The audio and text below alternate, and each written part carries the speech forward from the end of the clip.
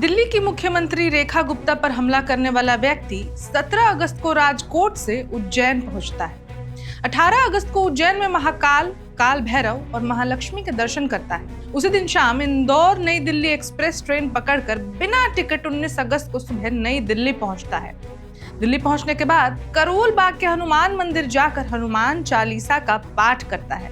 फिर रेखा गुप्ता के निजी आवास शालीमार बाग पहुंचता है। वहां मुलाकात न होने पर अगले दिन जन सुनवाई केंद्र पहुंचता है, जहां अपनी बारी आने का इंतजार करता है और बारी आने पर मुख्यमंत्री पर हमला कर देता है। अब इसमें सबसे विचित्र एक किस्सा और है, वो ये है कि राजकोट से उज्जैन निकलने से पहले वह एक सपना देखता है। सपना ये देखता है कि शिवलिंग के ऊपर एक कुत्ता बैठा है, जिससे उसे ऐसा लगता है कि शिव जी ने कुत्तों के लिए आवाज उठाने के लिए उसे चुना है। लेकिन ये कहानी इतनी सिंपल है नहीं जितनी दिखाई दे रही है, क्योंकि पुलिस की जांच में उस व्यक्ति पर ऐसे खुलासे हुए हैं जिन्हें जानकर आप चौंक जाएंगे। नमस्कार, मैं ऋचा पराशर और आप देख रहे हैं वन इंडिया हिंदी। दिल्ली की मुख्यमंत्री रेखा गुप्ता पर 20 अगस्त को उनके सिविल लाइन स्थित कैंप ऑफिस में जन सुनवाई कार्यक्रम के दौरान हमले ने राजनीतिक और सुरक्षा हलकों में हड़कंप मचा दिया है। हमलावर को दिल्ली पुलिस ने तत्काल प्रभाव से गिरफ्तार कर लिया। आरोपी की पहचान 41 वर्षीय गुजरात निवासी राजेश भाई खिमजी भाई सकारिया के रूप में हुई है। अब पूछताछ में उसने दावा किया है कि मुख्यमंत्री आवास के बाहर अनशन करने की भी योजना बना चुका था। करोल बाग में उसने मुख्यमंत्री के आवास का पता पूछा और मेट्रो से शालीमार बाग पहुंचा।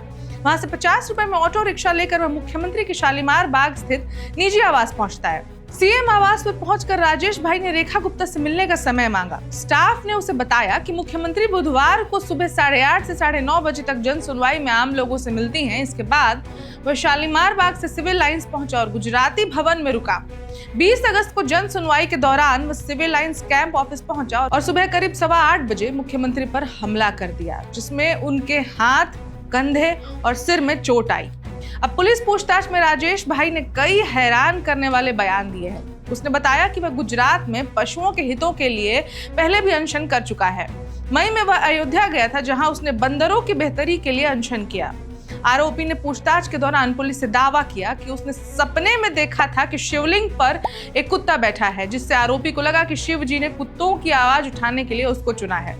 उसने ये भी बताया कि कुछ दिन पहले उसने एक वीडियो देखा था जिसमें दिल्ली में कुत्तों के लिए शेल्टर होम बनाने की बात हो रही थी। आरोपी के इसी तरह के दिए गए बयानों से पुलिस घनचक्कर है और असली मोटिव की तलाश में है, क्योंकि इतना आसान तो नहीं है कि गुजरात का आदमी अचानक से सपना देखे, उठे और आसानी से ट्रेन पकड़कर दिल्ली के सीएम के सभी डिटेल्स एक दिन में निकाल ले और ये सब इतनी आसानी से कर ले। इधर आरोपी की मां ने राजकोट पुलिस को बताया कि उनका बेटा मानसिक रूप से अस्वस्थ है और उसे कुत्तों, गायों और पक्षियों से बहुत लगाव है। उन्होंने कहा कि सुप्रीम कोर्ट के दिल्ली एनसीआर में आवारा कुत्तों की शेल्टर होम में रखने वाली बयान से और फैसले से वो नाराज था। हालांकि दिल्ली पुलिस ने इन दावों को खारिज करते हुए कहा कि राजेश के पास कोई शिकायती पत्र या रिश्तेदार की रिहाई से संबंधित दस्तावेज नहीं थे। अब जैसा कि पहले अनुमान लगाया गया था, पुलिस ने इस मामले में भारतीय न्याय संहिता यानी बीएनएस की धारा 109(1) यानी हत्या का प्रयास, 132 सार्वजनिक सेवक पर हमला और 121 सार्वजनिक सेवक को कर्तव्य निर्वहन में बाधा के तहत एफआईआर दर्ज की है। इस मामले में दिल्ली पुलिस के साथ साथ आईबी की टीम ने भी जांच शुरू कर दी है। शुरुआती जांच में पुलिस को हमलावर का लंबा आपराधिक इतिहास मिला है और ये भी सोचने का विषय है, क्योंकि गुजरात में उसके खिलाफ 5 मामले दर्ज हैं, जिनमें 3 शराब तस्करी से जुड़े हैं और 2 मारपीट के मामले भी हैं। तो कुल मिलाकर ये सब कुछ इतना सिंपल है नहीं जितना लग रहा है। बहरहाल जांच में जो भी सामने आएगा उसे हम आप तक पहुंचाते रहेंगे। पर आपको क्या लगता है, क्या राजेश सच में मानसिक रोगी है? क्या राजेश की बताई कहानी पर आपको विश्वास हो रहा है, या फिर क्या कुछ और है जो पक रहा है जो अब तक सामने नहीं आया है?